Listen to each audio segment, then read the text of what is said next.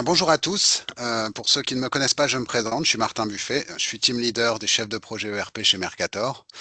Et aujourd'hui, nous allons parler de l'IA et Mercator et je vais vous présenter comment l'intelligence artificielle pourra apporter des réponses concrètes à vos besoins métiers. Sans plus tarder, le menu du jour.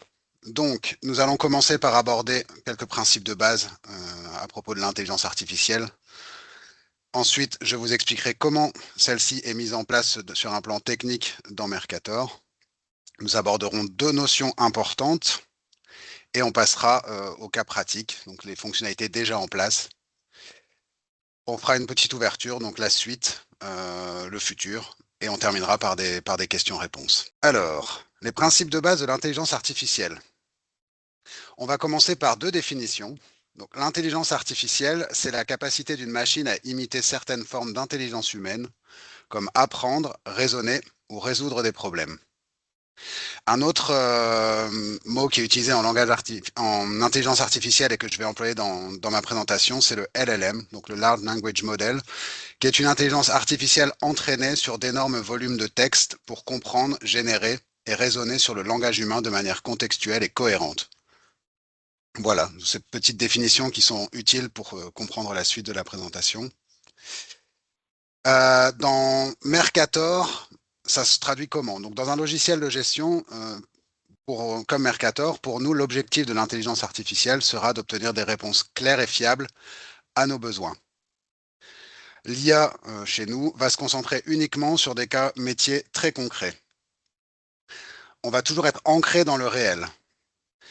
Par exemple, si jamais on devait réfléchir à utiliser de l'intelligence artificielle dans Mercator, on verrait déjà dans un premier temps si ce n'est pas possible de réaliser ce qui est demandé à l'aide de code traditionnels ou d'une requête SQL, d'un reporting classique. On privilégiera toujours les méthodes traditionnelles. L'IA est là pour vraiment combler les manquements quand on a besoin de l'intelligence artificielle pour combler ce qui n'est pas réalisable avec un développement ou du SQL.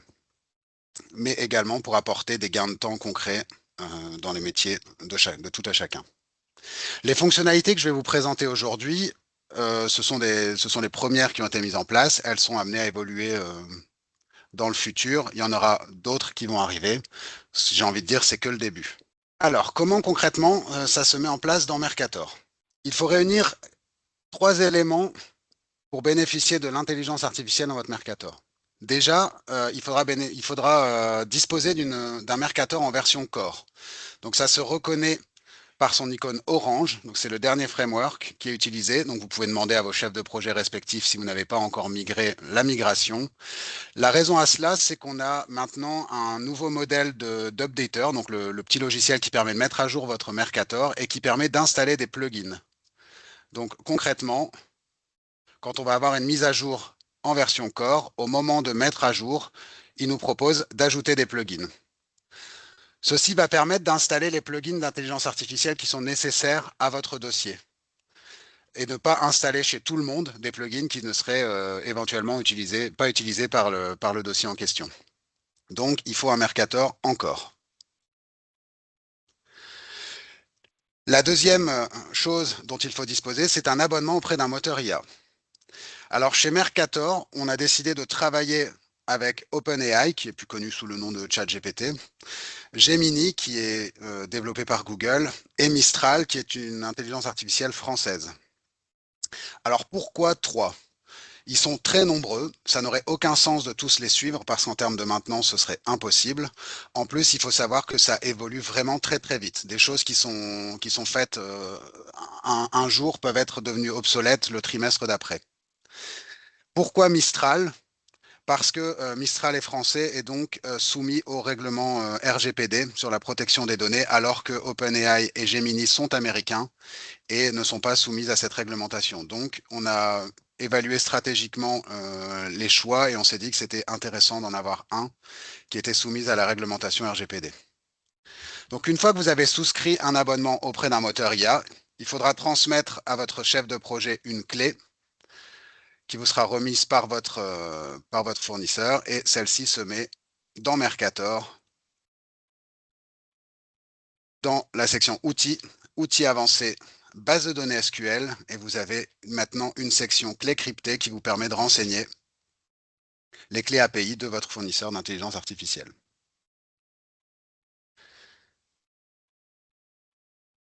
L'autre élément, ce sera de disposer du module intelligence artificielle de Mercator, qui est un module à achat unique comme PayPal, par exemple. Et enfin, et ça c'est facultatif, selon ce que vous voudrez faire avec l'intelligence artificielle, je vais l'aborder plus tard dans la présentation, mais il vous faudra peut-être une base de données vectorielle. Et pour nos clients cloud, c'est un service qu'on pourra peut-être éventuellement proposer en hébergement. Et je vous expliquerai à quoi tout ça correspond plus tard.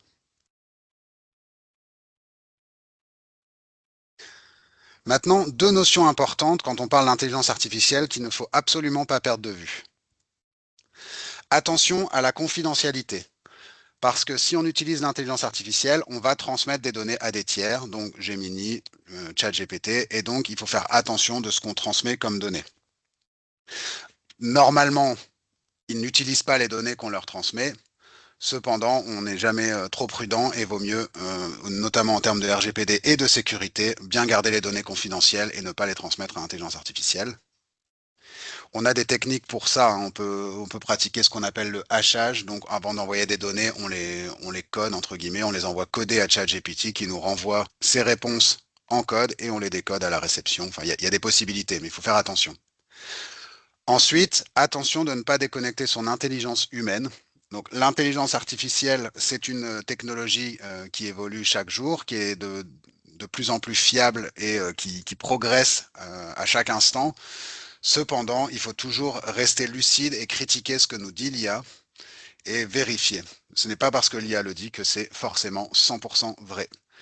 La qualité d'une réponse donnée par l'IA va dépendre de plusieurs facteurs, notamment la façon de poser la question, donc avec plus ou moins de détails, et également sur quel sujet on l'interroge. Par exemple, si on lui demande de nous donner la capitale de la Belgique, l'intelligence artificielle ne va jamais se tromper. Par contre, si on lui demande de nous prédire le cours des crypto-monnaies pour les 6 prochains mois, forcément, sa réponse sera sujette à caution.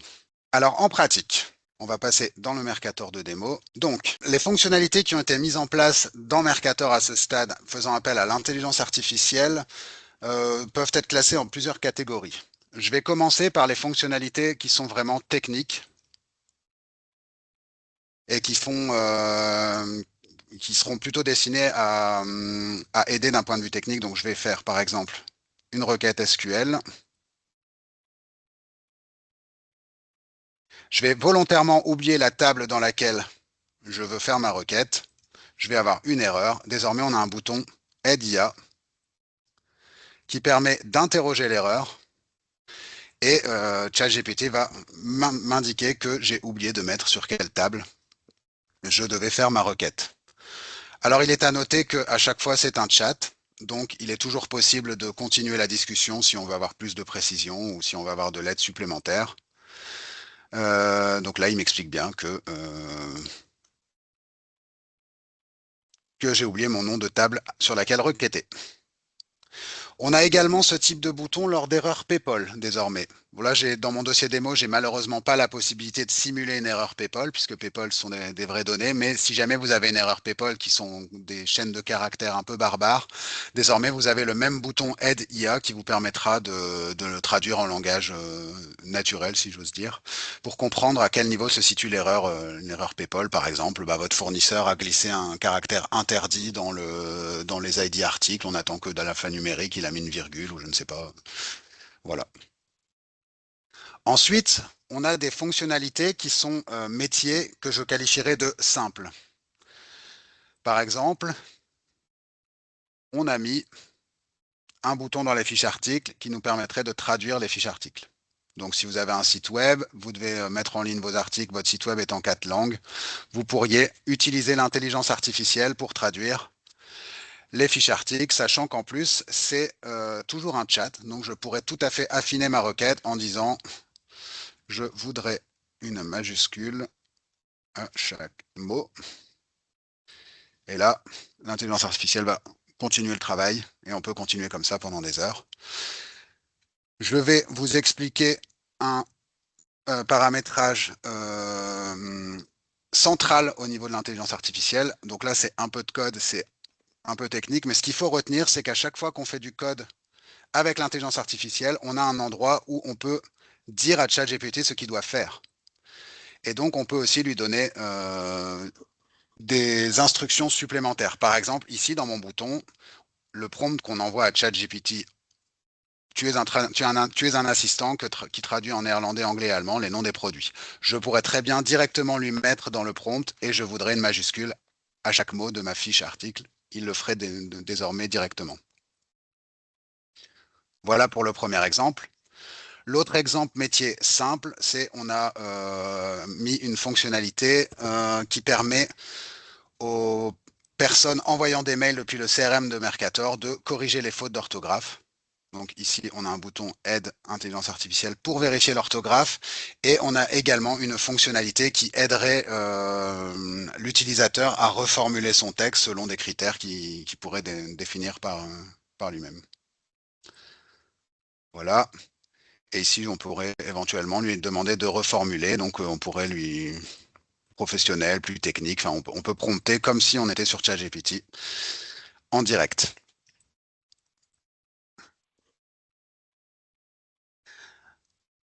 Maintenant, on va passer à des fonctionnalités métiers un peu plus spécifiques, notamment au niveau de la comptabilité. On a créé une tâche du CRM, une fonctionnalité qui permet de vérifier les postes ouverts fournisseurs. Alors, je vais attendre la fin de l'opération en cours. Voilà. Donc là, il a reformulé. Hop. Ici, je vais demander à ChatGPT, indique-moi les anomalies potentielles dans les postes fournisseurs, comme les mouvements non lettrés, les factures sans règlement et d'autres anomalies. On lui passe en plus les journaux concernés. Tout ça, c'est paramétré dans le code par défaut. Et il va aller nous sortir les anomalies qu'il trouve dans les postes ouverts fournisseurs. Donc ça, c'est une petite fonctionnalité qui permet de faire de l'analyse rapide pour les comptables, notamment. Donc là, il trouve que c'est un dossier de démo, donc globalement, j'ai beaucoup de factures non payées. Et j'ai fait quelques paiements qui ne sont pas lettrés, donc il va me remonter toutes ces erreurs-là. Derrière, on peut continuer à l'interroger pour poser des questions, demander des précisions, etc. Une autre fonctionnalité déjà en place également, on est dans les comptes annuels et le bilan BNB. Et on va pouvoir demander à l'intelligence artificielle de l'aide pour une analyse financière des comptes. Donc là, il fait appel à sa connaissance comptable belge et il va nous donner des ratios, des informations sur l'état de l'entreprise. Donc encore une fois, c'est un dossier de démo, donc le résultat risque de pas être brillant, mais vous pouvez l'utiliser à des fins d'analyse dans votre comptabilité.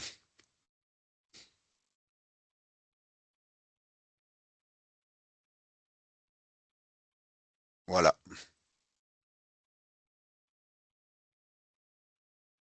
Et il est toujours possible de continuer la discussion avec lui, hein. Enfin, la dernière fonctionnalité gain de temps que je souhaitais vous montrer, donc c'est un bundle de pingouins, pour ceux qui disposent de pingouins, dans lequel on a fait un bundle qui permet d'encoder une nouvelle note de frais, avec la possibilité de mettre un justificatif et de prendre une photo. Hop.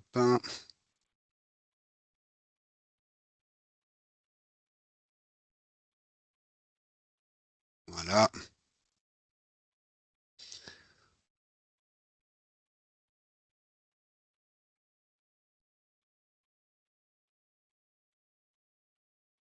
Ça, je vais le fermer. Hop. Côté comptable, dans le CRM, on retrouve une tâche du CRM qui a été encodée directement chez le comptable, dans laquelle il retrouve, alors c'est celle que j'ai faite précédemment, elle n'a pas été envoyée avant ma fermeture, mais où il retrouve le montant sur le ticket et il a détecté que c'était Autogrill frais de restaurant. Donc il a directement trouvé que c'était un frais restaurant, donc on voit le justificatif en pièce jointe et le comptable n'a plus qu'à cliquez sur créer une écriture comptable et il lui a mis restaurant divers en fournisseur avec le montant pour encoder directement la note de frais. Donc en fait, vu que PayPal va envoyer numériquement tous les documents B2B via la PayPal Box dans le futur, il restait les tickets de caisse sur lesquels on pouvait faciliter l'encodage. Et donc c'est chose faite avec cette fonctionnalité. Maintenant, on a des fonctionnalités qui font appel à l'intelligence artificielle qui vont utiliser des données de Mercator.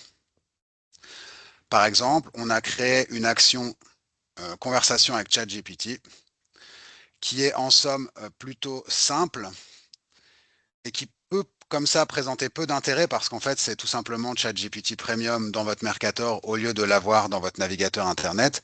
Mais ce qu'il faut savoir, c'est que quand on clique sur interroger, on pourrait sur demande y joindre des informations issues de votre Mercator. Par exemple, si on souhaite obtenir des recommandations de clients à visiter, on pourrait envoyer avec le bouton, en cliquant sur le bouton interroger, des ID clients, des noms, des localisations, des chiffres d'affaires, des marges. Ou alors des données relationnelles comme quelle est la dernière fois qu'on a visité ce client, sa distance et sa zone géographique. Et ça pourrait nous permettre de dire, là demain je me rends dans la zone de Namur, quels sont les clients que je dois aller voir et aide-moi à optimiser mon trajet pour gagner du temps. Et en fait, l'intelligence artificielle va nous aider à bâtir le planning de cette visite à Namur en donnant des chiffres. Donc ça, c'est sur demande. On va envoyer les données que vous souhaitez avec le bouton interroger en les concaténant dans un JSON ou dans un CSV qui est envoyé en même temps que l'on chatte et qu'on clique sur le bouton interroger à ChatGPT. Maintenant, dans cet ordre d'idées-là, on a aussi également la possibilité de faire du reporting en langage naturel. Pour ce faire, il est nécessaire d'exporter votre base de données en schéma DDL. Donc pour ce faire, vous allez dans Outils, Outils avancés, base de données SQL, et vous avez généré le schéma au format DDL. À quoi ça ressemble? Eh bien, en fait, on va envoyer toute la table, toute la base de données présente dans Mercator. Donc si c'est un dossier dans lequel vous avez rajouté des champs spécifiques chez vous, vous avez ces champs qui sont repris dans ce schéma, avec en plus leur explication. Donc on voit là à quoi correspondent les champs. Et derrière, si l'utilisateur est habilité à le faire, puisque dans ses droits, il doit avoir la fonctionnalité de débloquer, hop, je vais dans bloquer gestion, et ici, reporting avec l'IA doit être décoché. Si l'utilisateur a le droit, il peut se rendre dans document reporting et il pourra faire des reporting avec l'IA. Et donc là, on pose carrément des questions à l'intelligence artificielle qui va utiliser notre base de données pour nous répondre. Donc je cherche mon top 3 clients en termes de CA hors taxe. Je voudrais voir leur ID, leur nom, ainsi que leur ville, classée par CA hors taxe décroissant.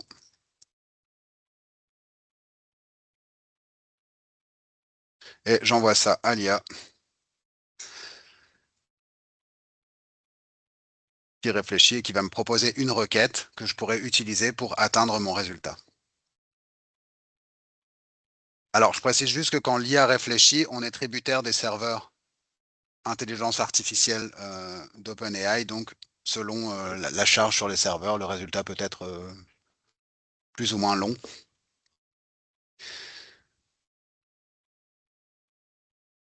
Et ceci m'amène à vous parler donc de la dernière fonctionnalité. Pendant qu'il réfléchit, je vais avancer sur la suite.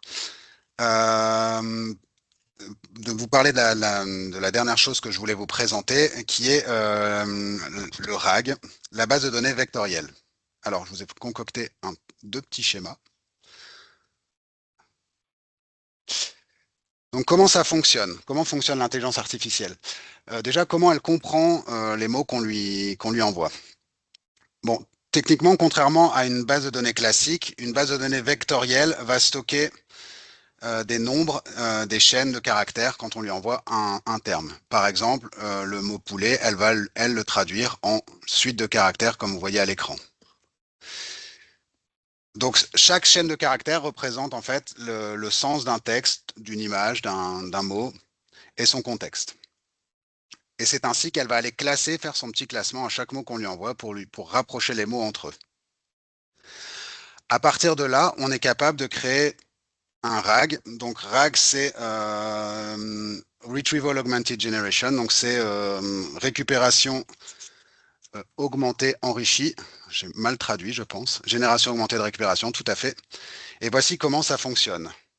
En fait, ce qu'on va faire, c'est qu'on va aller combiner l'intelligence artificielle avec une base de données vectorielle. Donc nous, on utilise Cadran, mais il y en a beaucoup d'autres. Et on va d'abord, au préalable, aller vectoriser tous vos documents intéressants. Chez nous, par exemple, on l'a mis en place, je vous le montre juste après, en bêta test sur notre base de connaissances interne. Et en fait, on est allé vectoriser chacune des pages de la base de connaissances. Donc d'abord, on la découpe en petits morceaux de texte et puis on la transforme en chaîne de caractères. On a fait ça sur la base de connaissances, on a fait ça sur nos manuels d'utilisation PDF, nos pages de nouveautés, d'actualité, etc. Et en fait, on pourrait faire ça chez vous avec vos manuels d'utilisation interne, vos documents internes à votre société. On les vectorise, donc c'est un peu comme si on les numérisait, sauf qu'ils sont déjà numérisés, mais on va les transformer en chaînes de caractères pour les rendre compréhensibles à l'intelligence artificielle. Donc, ce qui se passe après, c'est quand un utilisateur va poser une question en langage naturel, cette question est traduite en vecteur. Dans la base de données vectorielle, on va aller chercher les vecteurs qui sont proches. Donc, si jamais on sait que ça parle je sais pas, ça parle des domiciliations dans Mercator, eh ben, il va aller chercher tous les vecteurs qui s'approchent de domiciliation dans les documents qu'il a enregistrés, qu'on a enregistrés au préalable. Et il va renvoyer les résultats pertinents. Ensuite, on envoie à ChatGPT, qui est ici le robot, toute la documentation nécessaire avec la question pour lui dire bah, réponds-moi en fonction du contexte que je te donne. On lui donne en fait les documents nécessaires pour qu'il puisse nous répondre convenablement à la question et il va nous répondre en langage naturel en se basant sur tout ce qu'on lui a transmis. Donc en pratique, ça donne quoi? Ça donne notre base de connaissances où on est capable par exemple de dire je cherche à implémenter les domiciliations.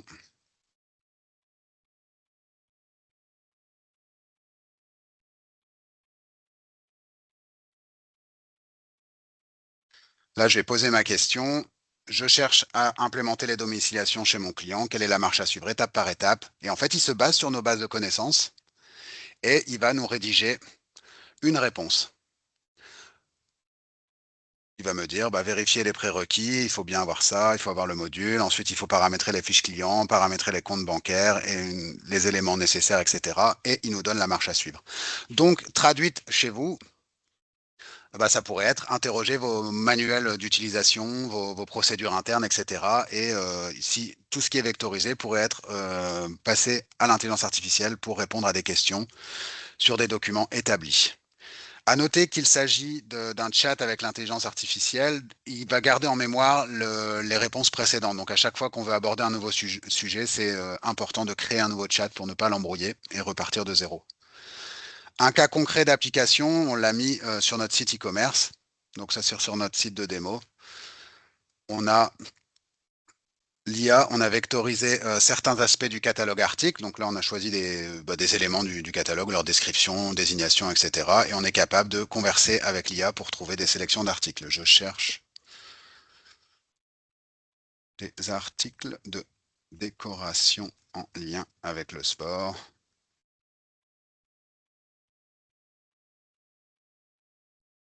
Hop, il m'a sorti des articles.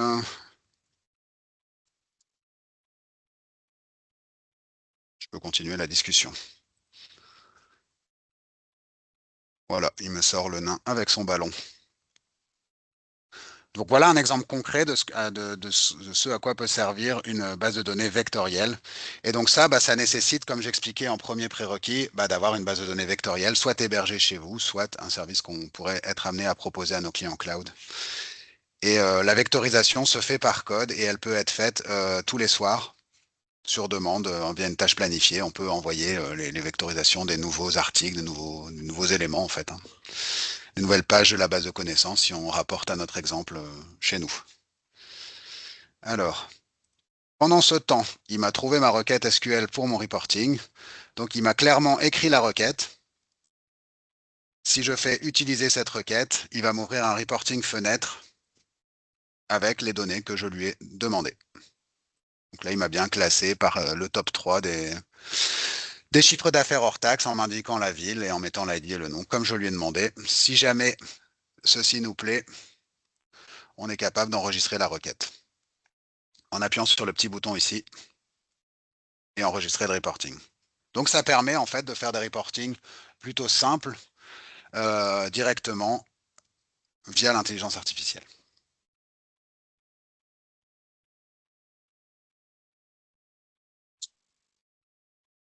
Alors,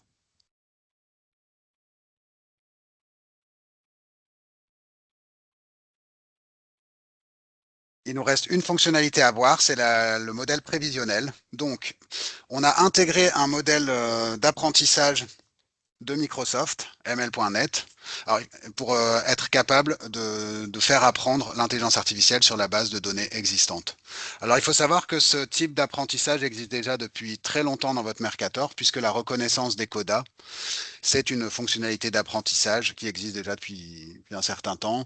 Quand vous faites l'import des codas automatiques et qui détecte un paiement et qui rapproche un client avec un paiement et que son compte bancaire n'est pas renseigné dans sa fiche, eh bien, il propose de mettre à jour le compte bancaire dans la fiche client. Donc ça, c'est un exemple de l'apprentissage. Nous, on a établi un modèle prévisionnel. Donc, on utilise en fait ce que les statisticiens utilisent au jour le jour. On va envoyer des volumes de données importants au moteur. Celui-ci va déterminer des saisonnalités, des tendances. Il va être capable d'éliminer ce qu'on appelle le bruit, donc des anomalies qui sont enfin, qui paraissent exceptionnelles dans des statistiques, et il va être capable de faire des prévisions. Par exemple, ici, dans mon dossier démo, je suis allé lui mettre des ventes sur des rayons depuis janvier 2022 jusqu'à décembre 2024. Donc, je suis allé lui mettre, je suis allé insérer des factures manuellement dans mon Mercator. Et donc, je lui dis, basé sur la période de janvier 2022 à décembre 2024, est-ce que tu es capable de me prédire les ventes de 2025? Et là, en fait, en quantité, il m'a fait des prévisions qui correspondent à la courbe de ce que j'ai encodé dans mes factures, puisque j'avais bien fait exprès de mettre un pic de vente en juillet-août, septembre, et de mettre des ventes plus calmes en fin d'année. Donc, il faut savoir que pour que ceci fonctionne vraiment bien, il faut vraiment avoir un gros volume de données à lui transmettre pour qu'il puisse apprendre basé sur des gros volumes de données. Ici, dans mon cas, le résultat est satisfaisant, mais pourrait être carrément amélioré si j'avais passé plus de documents dans l'historique. Donc, plus il y a de données à traiter, mieux il s'en sort. On a des résultats sur des gros volumes qui sont plutôt encourageants, puisqu'on a pu faire ça sur des historiques et voir après à quoi ça correspondait dans la réalité. On tombe sur des pourcentages d'erreurs qui sont autour des 3%. Donc bien entendu, ça, si vous démarrez votre Mercator, si c'est un nouveau Mercator, il faudra attendre un certain temps pour que ce type de fonctionnalité soit pertinente, mais c'est quelque chose qui est possible de faire dans votre logiciel, tout en gardant en tête que ce ne sont que des prévisions et que donc ce n'est pas une science exacte. Les prévisions sont calculées sur des modèles de statistiques, mais il faut toujours garder un recul sur ce que dit l'IA. Et après, donc en fait, ce que je vous ai montré là, c'est simplement le début. L'étendue des possibilités est immense, d'autant qu'on est sur un sujet qui évolue chaque jour un peu plus. Donc d'autres fonctionnalités viendront étoffer le standard, mais toujours en passant par notre filtre habituel. Un besoin qui est exprimé clairement, une analyse par l'équipe standard, et si c'est pertinent, alors on est faisable, on l'implémente dans le standard. Il faut savoir que l'IA dans Mercator, c'est d'abord une boîte à outils pour faire ce dont on a besoin au regard de vrais besoins métiers. Le sur-mesure sera aussi envisageable, toujours avec le même process, hein, besoin exprimé, analyse, là pour le coup, tarification et implémentation. Mais je rappelle quelque chose, ce que j'ai dit en début de présentation, on ne va pas faire de l'IA juste pour faire de l'IA. Si un développement en C# ou un reporting en SQL permet d'obtenir des résultats dont on est sûr qu'ils seront fiables et justes, on va privilégier ce type de développement. L'intelligence artificielle est un support, en fait, une corde de plus à l'arc de Mercator pour répondre à vos besoins métiers. Voilà, j'ai terminé ma présentation. Maintenant, si vous avez des questions, je vous laisse ouvrir votre micro, éventuellement les poser. Vous pouvez les poser dans le chat aussi, également. Alors, qu'est-ce qu'on a dans le... Est-ce que l'aide à l'écriture SQL recherche-erreur est disponible sur la version non core? Hélas, non. L'intelligence artificielle doit être installée via un plugin qui est disponible dans la version core de Mercator. Donc, il faut migrer les PC vers la version core et installer les plugins correspondants. Petite précision que je n'ai pas apportée, mais la base de connaissances est en bêta test et sera peut-être un jour rendue publique pour utilisation de nos clients. C'est en cours de finalisation. Est-ce que vous avez d'autres questions? Qualité de Mistral, bah, c'est un peu subjectif. On sait d'office qu'aujourd'hui, OpenAI va donner beaucoup plus d'outils d'intégration aux développeurs. Donc, à ce stade, OpenAI est le plus fourni en termes de possibilités pour développer. Mistral, il est qualitatif. Il est surtout, sa principale qualité, c'est le respect du RGPD. Et son côté européen, il a des résultats positifs. Mais pour l'instant, c'est pas les plus les plus ouverts au développement par rapport à OpenAI. On est quand même un cran en dessous. Cependant, bah voilà, avec les États-Unis, on ne sait jamais ce qui peut se passer dans le futur. Donc c'est pour ça qu'on garde quand même ce fournisseur-là européen sous la main. Tout à fait, tout à fait. Implémentation via votre contact habituel. Classique, quoi, l'appel, enfin, soit vous passez par un commercial pour que ça se fasse, soit vous faites un ticket directement vers votre chef de projet habituel et ça devrait suivre. L'IA pourrait-elle nous aider dans la modification des tarifs en Excel? Alors là, c'est une bonne question, mais elle se traite en fait. Faudrait la préciser un petit peu, hein. Donc vous souhaiteriez avoir de l'aide pour modifier vos tarifs directement dans Mercator sans passer par Excel, du coup, si je comprends bien? Ou alors, parce que le traitement dans Excel se fera effectivement dans Excel en dehors de Mercator, mais si c'est pour remplacer la modification des tarifs en Excel, oui, éventuellement, ça pourrait être un cas. Après, à voir si c'est pas simplifiable autrement, mais oui, ça pourrait être une idée ça pourrait être quelque chose qui serait réalisable, en effet. Un peu dans le même schéma que ce que je vous ai montré avec le bouton traduire, on pourrait éventuellement aller modifier des tarifs ou des informations autres dans les fiches articles ou clients via un bouton, quoi. D'accord, je comprends mieux la demande. Donc, des fichiers Excel qui sont différents en fonction des fournisseurs. Donc, pour les imports, c'est un peu galère. Donc, effectivement, on pourrait éventuellement travailler quelque chose là-dessus. Ça pourrait être quelque chose qui pourrait être analysé, en tout cas, par l'équipe pour une éventuelle implémentation. Il faudrait pouvoir générer des Excel qui soient identiques pour les exports. Oui, alors ça se ferait plutôt en dehors de Mercator. Par contre, ce qu'on pourrait faire, c'est d'apprendre via l'IA, via le bouton, à dire bah, il s'agit du modèle d'import de fournisseur A et on retrouve les données à tel endroit et on lui explique en fait quoi chercher pour faire l'import. Enfin, ça, c'est à analyser. Il y a plusieurs possibilités de faire, mais je pense que c'est implémentable. Pas de quoi. Très bien. Eh bien, si vous n'avez plus de questions, je vous souhaite une bonne journée. Si jamais des questions survenaient par après, ben, n'hésitez pas à nous contacter par les moyens traditionnels. Ce serait un plaisir de vous répondre. Et je vous souhaite une excellente journée et à très bientôt. Au revoir.